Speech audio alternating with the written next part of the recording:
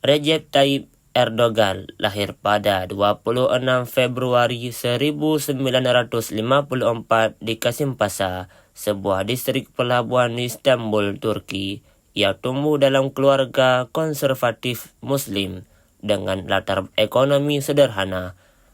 Ayahnya bekerja di pabrik dan ibunya adalah ibu rumah tangga.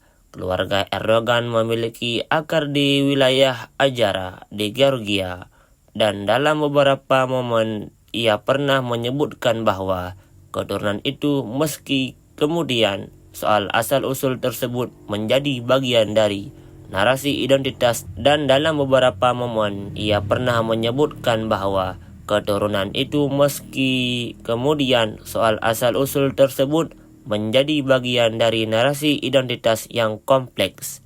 Masa kecilnya diwarnai oleh kerasnya kehidupan pasca perang dan lingkungan urban yang penuh tantangan. Ia mulai mencari penghidupan dengan menjual kartu pos dan simit roti khas Turki di jalanan, pengalaman yang membentuk citra dirinya sebagai anak dari rakyat biasa. Ia juga aktif di dalam dunia olahraga, terutama dalam judo dan sepak bola, dan sempat bermain di level semi-profesional sebelum ia memilih jalan politik. Pendidikan formalnya mencakup sekolah menengah di lingkungan Istanbul dan melanjutkan studi Marmara University dalam bidang bisnis administrasi publik. Ada kontroversi dan perdebatan mengenai gelar akademisnya yang menjadi bagian dari narasi publik tentang kredibilitas dan legitimasi. Awal karir politik sang Erdogan mulai menapaki panggung politik pada pertengahan 1970-an dengan bergabung dalam gerakan politik Islam konservatif. Ia menjadi anggota aktif dan kemudian di pimpinan lokal dan nasional Salvation Party, dan kemudian bergabung dalam Welfare Party yang dipimpin oleh Necmettin Erbakan. Pengalaman ini memperkenalkan bahwa pada perpaduan antara identitas Islam, populisme, dan retorika anti-elit yang kemudian menjadi ciri khas gaya politiknya. Kemenangan besar pertamanya datang pada tahun 1994 ketika ia terpilih sebagai wali kota Istanbul dalam situasi yang awalnya dipandang sebagai kejutan. Di mata banyak pengamat, ia menjelma dari figur pinggiran menjadi pemimpin pragmatis, mengatasi masalah mendasar seperti kekurangan air, kemacetan, dan infrastruktur dengan pendekatan manajerial yang tanpa efektif. Kepemimpinannya di Istanbul membawanya penghargaan internasional, termasuk pengakuan dari PBB lewat UN Habitat Award, dan mematangkan basis politik yang kelak membentuk partai baru. Pada tahun 2001, Erdogan menjadi salah satu pendiri Justice and Development Party, menegaskan bahwa dirinya sebagai pemimpin bagi mayoritas rakyat yang menginginkan stabilitas ekonomi, pembangunan infrastruktur, dan nilai-nilai konservatif Islam, namun dikemas dalam narasi modernisasi. AKP memenangkan pemilu 2002 dan Erdogan diangkat sebagai Perdana Menteri pada tahun 2003.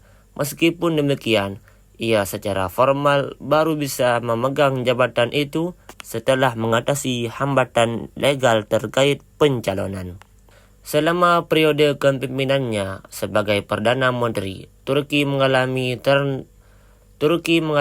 transformasi infrastruktur yang luas, pembangunan jalan tol, bandara, kereta cepat, proyek-proyek besar seperti Marmaray, terowongan bawah laut Bosporus. Pada tahun 2014, Erdogan mengubah posisi politiknya dan menjadi presiden Turki.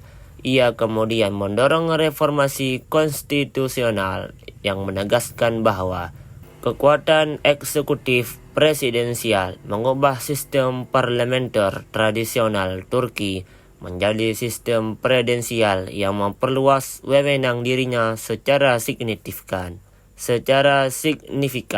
Ketenaran tidak lepas dari pendekatan yang dualistik. Di satu sisi ia dipandang sebagai penyelamat stabilitas dan pembangunan nasional.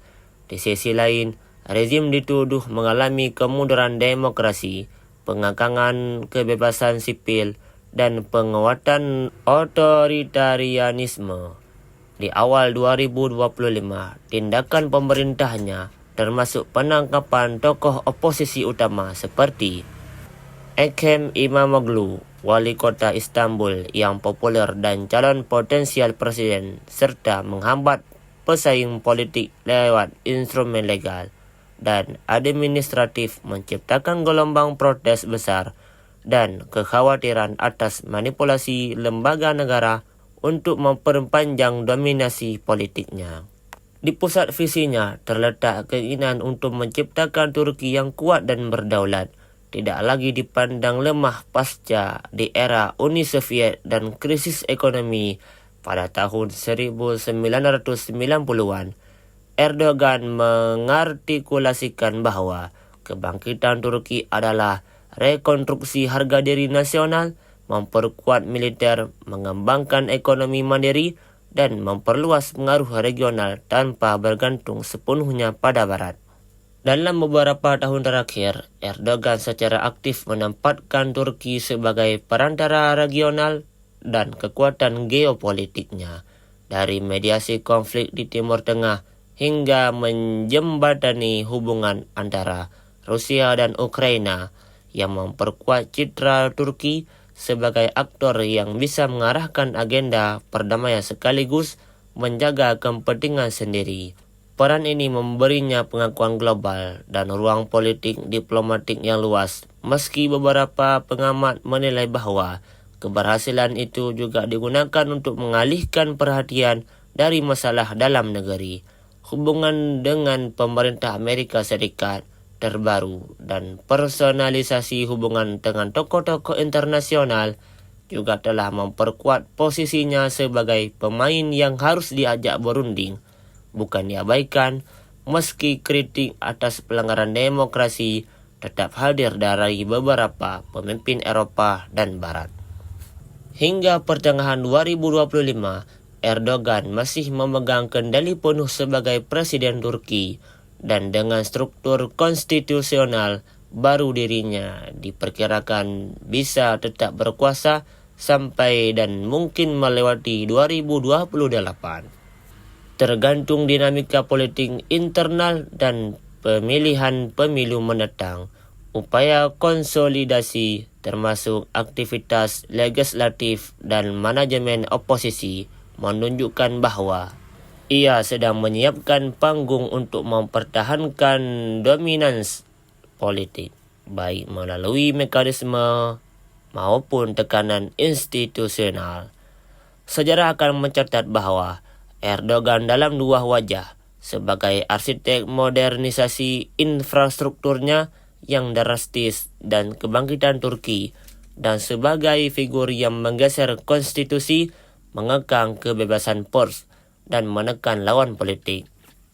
Dia adalah simbol dari era di mana pembangunan materi dan stabilitas disandingkan dengan sentralisasi kekuasaan.